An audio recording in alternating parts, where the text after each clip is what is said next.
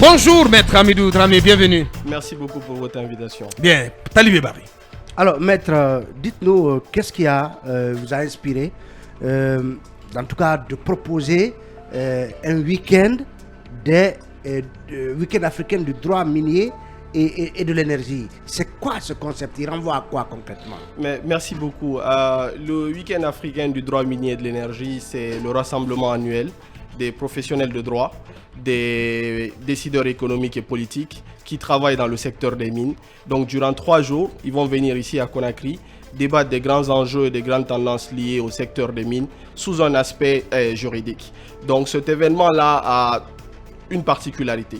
Laquelle? La particularité, c'est que c'est le premier événement en Afrique qui fait le focus sur les aspects juridiques liés aux mines et à l'énergie. Très bien. Donc ça combine déjà les deux grands secteurs mines et énergie, mais qui fait spécifiquement le focus sur les enjeux juridiques. La deuxième spécificité de cet événement, c'est aussi un espace de plaidoyer et de sensibilisation sur la prise en compte de l'expertise africaine et la création de ponts entre les acteurs africains et non africains qui travaillent sur les questions liées aux mines et à l'énergie. Ouais, mais pourquoi vouloir mettre l'accent sur les enjeux juridiques liés à ces deux secteurs?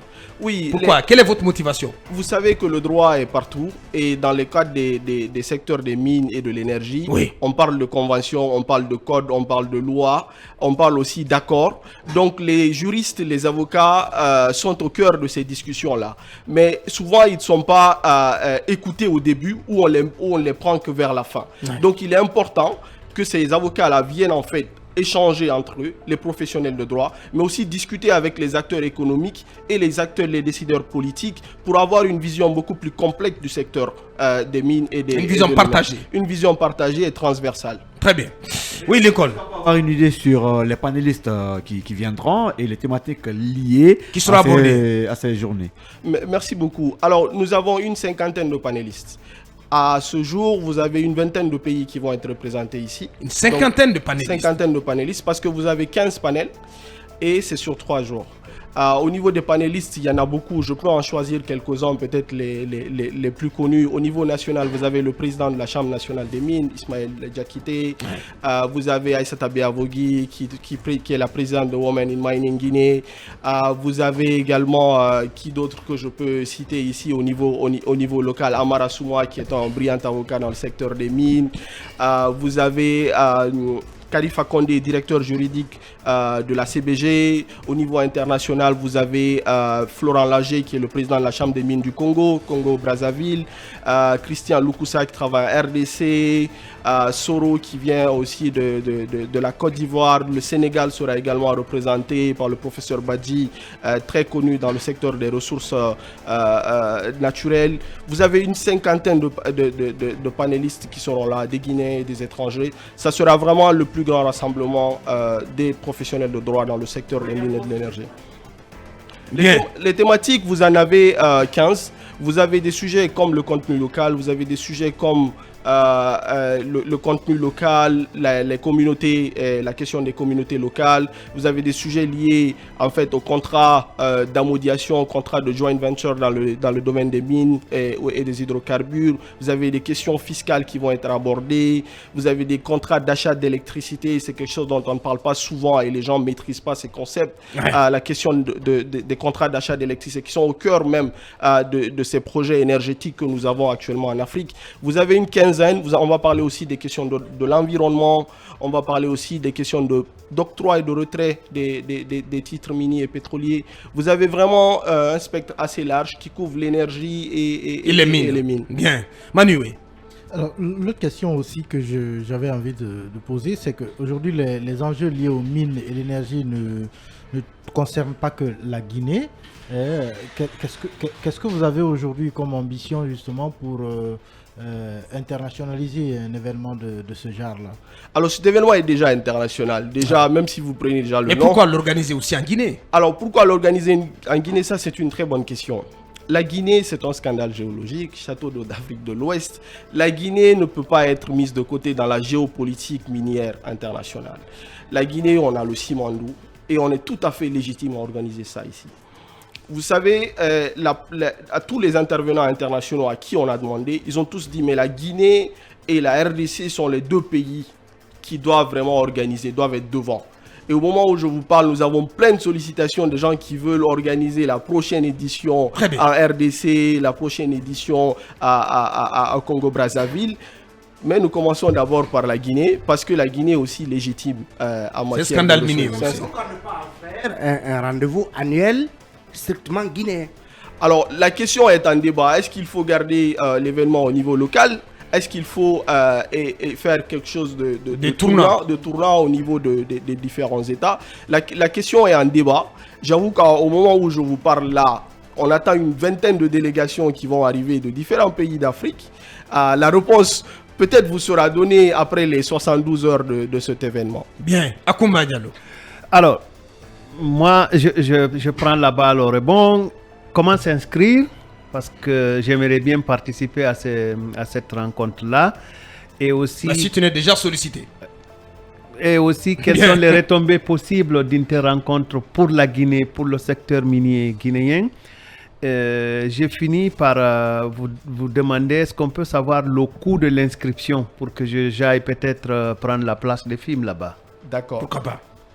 Donc déjà, je peux vous dire que FIM est invité, donc vous n'avez pas besoin de remplir le bulletin d'inscription. Ouais. Et on se disait que vous n'étiez pas là, c'est pour ça que vous n'êtes pas dans la liste des panélistes. Mais vu que vous êtes là, je vous rassure qu'on viendra vous voir et vous demander de participer en tant que panéliste ou modérateur. Ça, c'est la première chose. Maintenant, pour les personnes qui veulent s'inscrire, il nous reste encore quelques places. Le package 1 qui concerne les 3 jours, lui, il n'y a plus de place pour ça. Il ne reste plus que les 2 jours de conférence et de formation.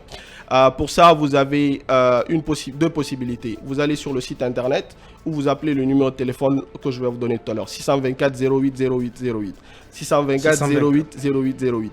Donc, ou vous allez sur le site internet qui est www.weekend-minenergie.com.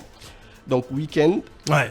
Peut-être qu'on pourrait solliciter le cabinet Monsieur Digital de Film pour vous aider à mieux vulgariser ces accès. Effectivement. Je pense que la collaboration déjà avec Film, que je salue, votre soutien a toujours été décisif. L'inscription est à 450 €, donc 4 500 000 pour les 2 jours de formation et de conférence. Pour revenir à votre question sur les retombées pour la Guinée. Les retombées pour la Guinée sont très importantes. Premièrement, déjà, vous avez des retombées économiques directes. Des gens qui vont prendre des billets d'avion, qui vont habiter dans nos hôtels, qui vont utiliser nos services de restauration. Ça, c'est un. Le deuxième aspect, c'est l'attractivité de la Guinée et la promotion du secteur minier et énergétique de la Guinée. Vous avez, durant cet événement, des personnalités qui vont venir parler du secteur minier guinéen, du secteur de l'énergie, et les investisseurs qui viendront, les conseils avocats qui sont là, pourront recommander la destination Guinée. Et le troisième aspect qui est aussi très très important, pas négligé, c'est le partage d'expérience et la formation pour les acteurs locaux. Le président de la Chambre des mines qui, dans sa vidéo de soutien à cet événement, a dit « Nous soutenons cet événement parce que tout simplement, pour nous les acteurs, c'est un moyen de former nos directions juridiques, de sensibiliser aussi nos contreparties pour qu'ils sachent quelles sont les meilleures pratiques au niveau international qui se font. Parce que vous allez voir dans tous les panels, vous avez un Guinéen et 3 internationaux. Très bien. Voilà, cabinet. Pour rester sur une des thématiques qui m'enchante, c'est celle... Grignote, une petite question. Allez-y. Il y a un centre aux États-Unis, notamment, plus précisément à l'Université Columbia, qui travaille exclusivement sur le secteur minier guinéen en termes de développement durable. Et ce centre envoie régulièrement des experts en Guinée. Est-ce que vous êtes en contact? Est-ce que le centre interviendra? Alors, je connais ce centre qui est à l'Université de Columbia. Je pense que c'est le Columbia Center for Sustainable Development. Ils sont pas dans la liste des panélistes, mais j'avoue que c'est quelque chose qu'on peut rapidement corriger. Bien. Mais effectivement, ils font un excellent travail sur le secteur minier guinéen africain. Il est prévu très aussi intéressé par la Guinée. sur les sites miniers guinéens. C'est à l'agenda? Oui, Quel est le site choisi? Alors, Et pourquoi? Et pourquoi ce site parmi tant d'autres? C'est une question qui est un peu difficile à répondre. Oui, cabinet, il aura le temps de poser cette question. Le site qui est choisi est à Boufa. Mais à l'heure où je vous parle, je ne veux pas dévoiler le nom pour des raisons stratégiques. Mais le site est à Boufa. Et les discussions ont été vraiment très fructueuses avec cette compagnie-là qui a Très décidé de nous accompagner, De vous recevoir. de nous recevoir. Bien. Kaby. Non, je me suis un peu intéressé à une thématique qui se rapporte aux grandes tendances économiques et juridiques du secteur des mines, de l'énergie. Est-ce qu'on peut en savoir davantage ou peut-être un peu une question d'amorce sur la thématique spécifiquement? Alors, Les grandes tendances. les grandes les tendances tendances du secteur économiques des et mines, juridiques, hein. économiques et juridiques du secteur des mines, c'est que vous avez actuellement les gouvernements africains qui demandent la transformation des ressources naturelles au niveau local.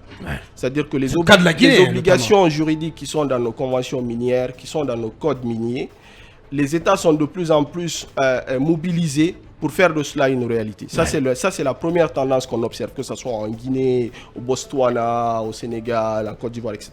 Il y a cette tendance-là.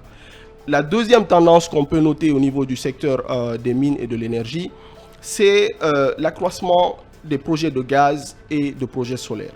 Ça va aussi avec la question de la transition énergétique, parce qu'actuellement on parle beaucoup de protection de l'environnement, etc. Donc ça, c'est quelque chose qui se voit dans plusieurs pays.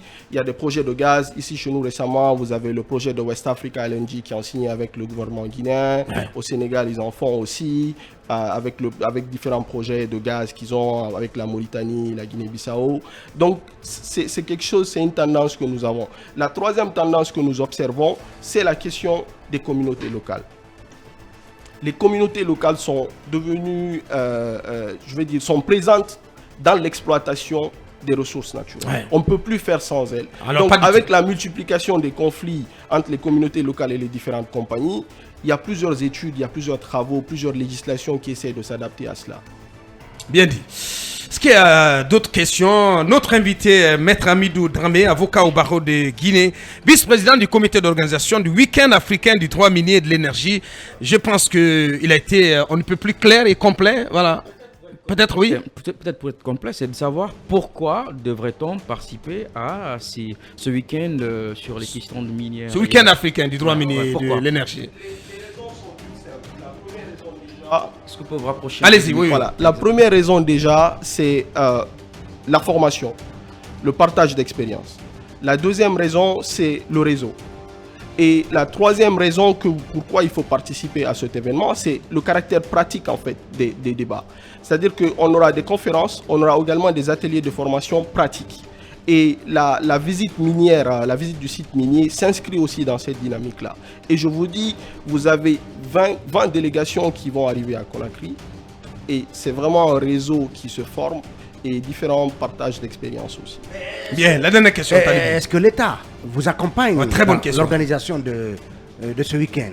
Alors, les autorités sont informées de la tenue de cet événement que je rappelle qui est co-organisé par le Barreau de Guinée et l'Institut de formation et d'expertise juridique avec le soutien de la Chambre des mines de Guinée, donc l'organisation patronale, et surtout aussi le soutien de la Facilité africaine de soutien juridique, cette organisation internationale qui soutient les États africains dans le cadre des négociations commerciales et dans le cadre des contentieux d'investissement. C'est eux qui ont soutenu la Guinée dans le cadre du contentieux avec Simandou. Donc avoir ce soutien est déjà quelque chose que nous saluons et nous leur remercions pour cela. Et pour revenir à votre question, les autorités sont informées, sont mobilisées. Le ministère de l'énergie a déjà désigné ces cadres qui vont participer aux différents panels. Le ministère des Mines est également en train de finaliser ce processus-là. Et les ministres sont attendus à la cérémonie d'ouverture. Est-ce qu'il y aura un soutien financier? Soutien financier ou matériel quand même. Moi j'ai l'habitude de dire que les événements que nous organisons, nous ne demandons pas de soutien financier de l'État. Le modèle économique est fait pour que ce soit des partenaires privés et les inscriptions qui financent en fait l'événement. Ce que nous attendons de l'État, c'est un soutien institutionnel fort. Et ça, nous avons besoin de ce soutien pour retenir l'événement en Guinée. C'est toute la bataille qu'il y a en fait. Si l'État ne se mobilise, l'événement pourra rester en Guinée. Parce que les autres sont très intéressés, les délégations internationales qui arrivent.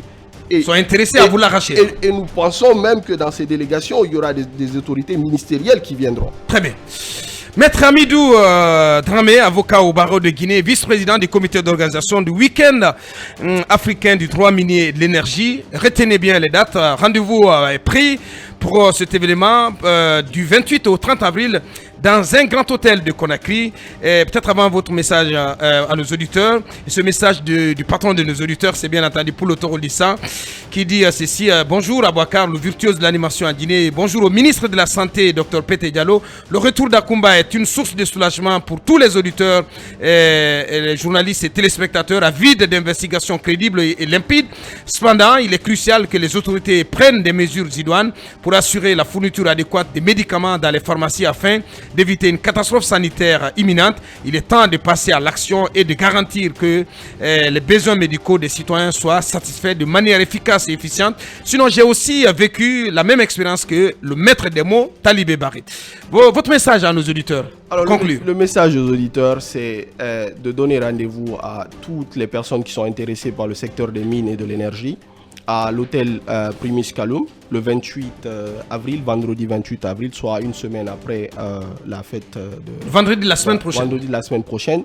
Et pour s'inscrire, je rappelle le numéro, c'est 624 08 08 et 08. Très bien. Voilà, merci beaucoup. Merci bien. Ça n'est terminé pour aujourd'hui. Un grand merci à notre équipe, à la réalisation, Ibrahim Baben Diallo, Ibrahim Assila et tous les autres. Merci également à tous les 6. Merci à Kumba donc, qui signe son retour. Ça n'est terminé pour aujourd'hui. Derrière nous, plutôt Gitindera avec Mohamed Ba et toute sa team. Restez sur Film FM, le programme continue. Demain, on a rendez-vous avec Elhaj Mamadou Silla, président de l'UDG, qui va dédicacer son ouvrage lundi. Et il sera question donc de cet ouvrage, mais aussi de l'actualité politique.